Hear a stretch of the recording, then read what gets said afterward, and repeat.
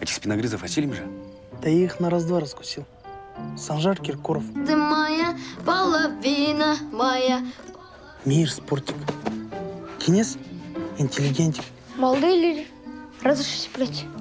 Благодарю. Эрхан, нормально вроде пацан, походу в Эрику влюблен. Эрика – узнищая модель. Малика – интернет-звезда.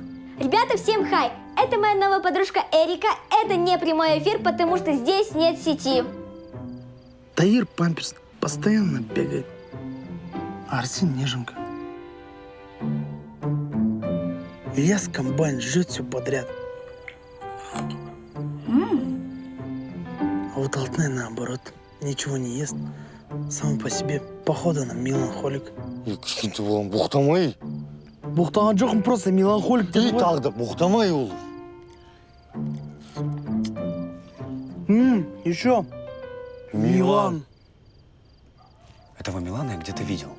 Только не могу вспомнить. Да бесит он мне. Вот таки хочется его на прогиб воткнуть. Воспитатель емессің ба? Ят емес па? Прогиб емес. Вежливо таудан итеруге болады ғой.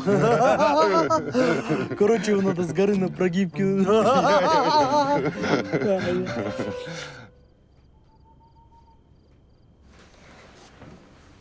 Слышь, проснись давай. Что случилось? А тебе здесь нравится? Не особо. Ну так давай зваль. Кое-что сказать, что транспорта нет.